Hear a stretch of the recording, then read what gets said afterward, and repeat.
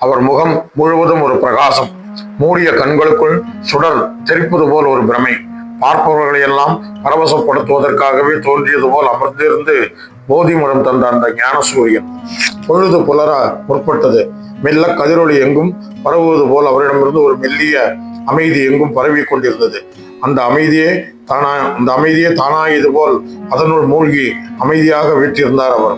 அப்போது அந்த சூழ்நிலையின் பேரமைதியை குலைப்பது போன்ற ஒரு விசும்பல் ஒலி எங்கிருந்தோ கேட்டது. அலைகள் அடுத்தடுத்து வந்து மோதுவது போல் அந்த தேம்பல் ஒலி திரும்ப திரும்ப செவிப்பறையை தாக்கவே அவரது கண்கள் மெல்ல மலர்ந்தன. எதிரே ஒரு அபலை பெண் கண்களில் கண்ணீர் மல்க நின்றிருந்தாள். என்ன என்று கேட்காமலே கேட்பது போல் மலர்ந்த அவருடைய அருள் வழியை கண்டதுமே அழுதபடி மண்டியிட்டாள் அந்த தாய். சுவாமி, பறிகொடுத்து விட்டேனே, என் வாழ்வில் ஒரே விளக்காயிருந்த என் அன்பு மகன் மாண்டு விட்டானே, இனி நான் யாருக்காக வாழ்வது, எனக்கு இனி யார் பாதுகாப்பு என்று கதறினான் அவள். தொடர்ந்து நெடுநேரம் அவளது அந்த லாபத்தை அமைதியாக செவிமடுத்தார் அவர் முகத்தில் நிர்ச்சலம். இறுதியாக அவரது கனி இதழ்கள் திறந்தன. இது எப்படி அம்மா நிகழ்ந்தது? கருநாகம் தீண்டிவிட்டது. பெரிய விஷநாகம் ஒரே நாழிகள் என் குழந்தையின் உயிர் பிரிந்து விட்டது. முகத்தில் சலனமின்றி மீண்டும் மெல்லவினார் அவர். இப்போது நீ வேண்டுவது என்ன அம்மா என்று கேட்டார். எனது ஒரே மகன் இவன். எப்படியாவது இவனை தாங்கள் உயிர்ப்பித்து தாருங்கள். அதை கேட்ட அவர் முகத்தில் மெல்லிய முறுவல் தோன்றியது. அதைத் தொடர்ந்து அவசியம் செய்யலாம் என்றார் அவர். இதை கேட்டவுடன் அந்த தாயின் அழுகை சட்டென்று நின்றது. பரபரப்புடன் முகத்தை துடைத்துக் கொண்டாள் அவள். உன் மகனை நிச்சயம் உயிர்ப்பிக்கிறேன். அதற்காக வேண்டி நீ போய் சாவு இல்லாத ஒரு வீட்டில் இருந்து ஒரே ஒரு பிடி கடுகு வாங்கி வா. அது போதும், மற்றவற்றை நான் பார்த்துக் கொள்கிறேன் என்றார். அவள் ஓட்டமும் நடையுமாக விரைந்தாள்.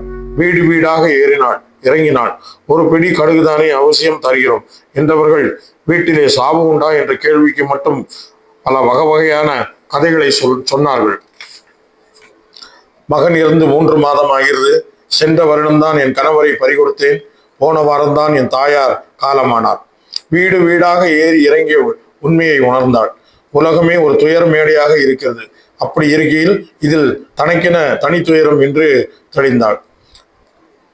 திரும்பி வந்தாள். அவரை அடிபணிந்தாள். உண்மையை உணர்ந்தேன் பிரபோ. சாவு என்பது அனைவருக்கும் பொதுவானது. அது எல்லா வீட்டிலும் கண்டிப்பாக நுழையும் என்பதை புரிந்து கொண்டேன். இனி என் கடமையை புரிவேன் என்றாள்.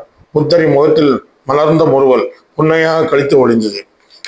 இரவும் பகலும் மாறி மாறி சுழல்வது போல் பிறப்பும் இறப்பும் மாறி மாறி வருவன.